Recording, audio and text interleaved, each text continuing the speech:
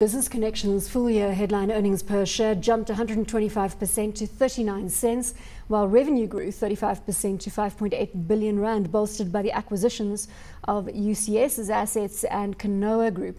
Business Connection also announced the acquisition of Integrate IT for 126 million rand. Earlier, we spoke to CEO Benjamin Mafatlane. The Integrate business has been operating since 2001. It's possibly one of the largest privately owned IT managed services company on the continent.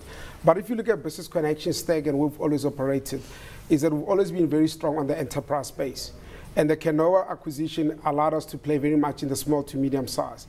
And what has been missing in our stake has been very much what's called the mid-corporates, those corporates that are just mid-market, just between the 100 to the 500. And the Integrate allows Business Connection to play in a space that we haven't been able to do that. And from us going forward, we believe that we're going to be able to address the whole stake of the enterprise, the mid-corporates, and the small to medium enterprises. So from an offering point of view, well positioned.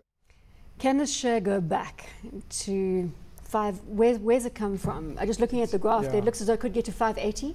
Yeah, it's trading around the low 5 rands at the moment, when I last checked.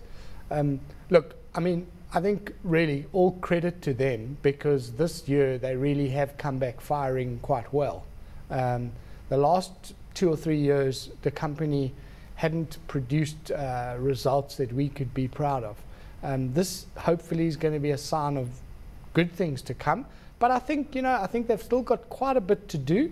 And, I would be nibbling at these levels, but I wouldn't be getting in wholeheartedly. Warwick, do you look at Business Connection?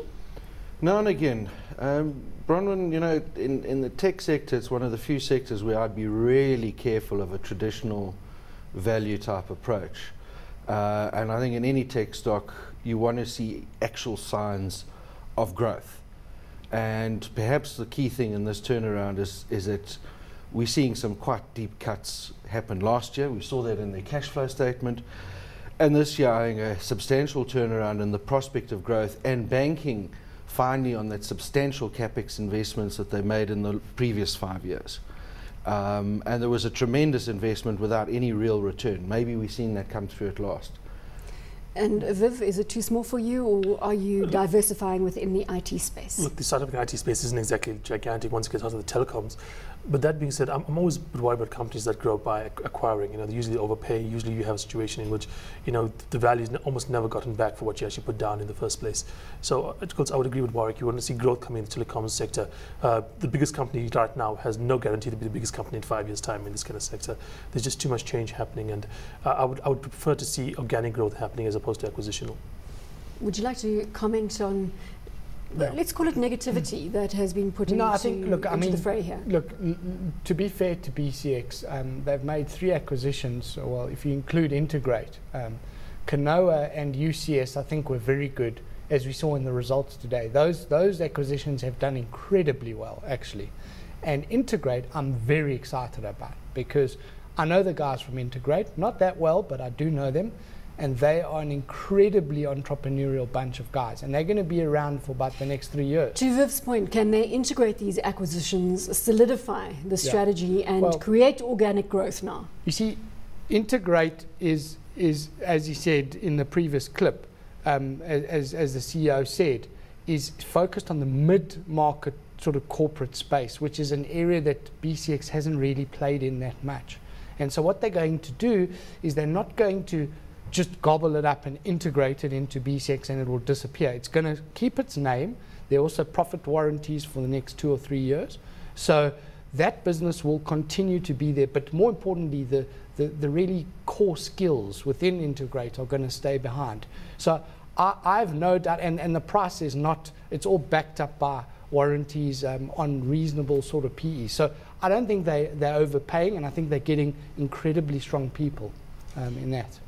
Moving on to a broader discussion around the telecom environment, what would be your best bet? Is it MTN? Is it Vodacom? You said right now you would sell out of telecom, you'd buy some Vodacom, you'd buy some3MTN. You sound like an economist in this space.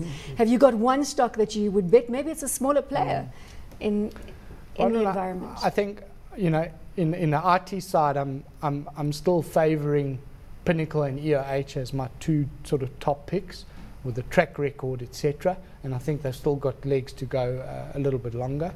And in the telecom side, I mean, you know, Vodacom's just incredibly strong. If you look at their recent trading update, it's incredible. Even in a saturated market, they're still pushing out like-for-like growth of 12 to 15%. So, you know, if you're more of a sort of conservative dividend hungry sort of investor, I would go Vodacom.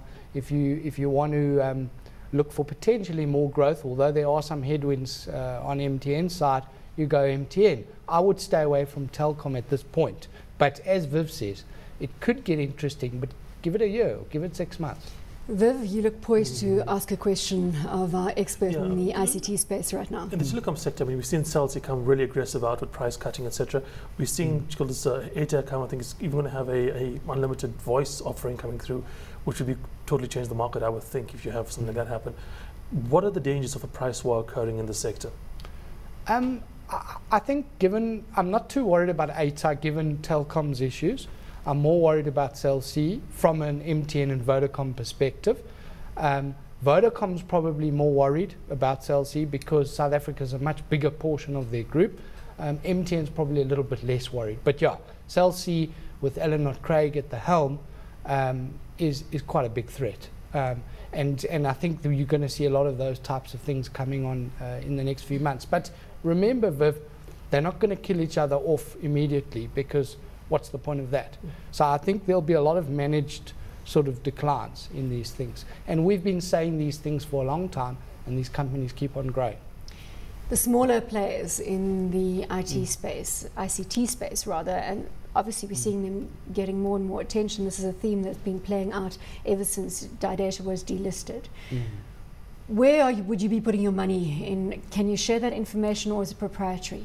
Yeah, look, you've got to, I mean, to be honest, Bronwyn, the economy's been very tough, and a lot of the small listed IT players, other than Pinnacle and EOH, have come. Most of them have come into quite a large problem in the last year or two, with big corporate clients cutting back. And delayed payments as well coming through from public sector? Yes, as well as private sector.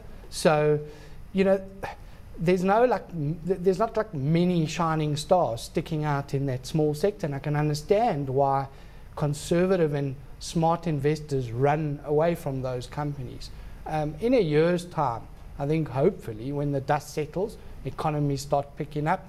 If they do, then you'll start to see some of those smaller players being very, very exciting. I mean, you know, there's companies like ISA, which is a small security company, which I've really liked for a long time.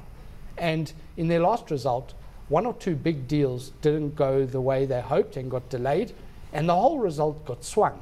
So that's the problem with these very small companies. They're too highly exposed to 1 or 2 big corporate clients, lumpy deals. And just because they're small, 1 or 2 things could go wrong that kind of, you know, add to the risk. So you as an investor, you know, when times are good, those things really shoot up. But when there's 1 or 2 bad things, and we're in tough times now, so things go bad. You take a company like, I don't know, take a company like LTech as an example of what I'm trying to say.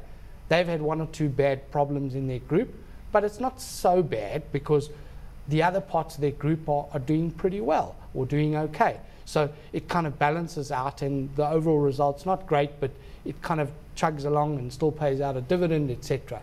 But with these small companies, you don't have that. It can really swing the numbers.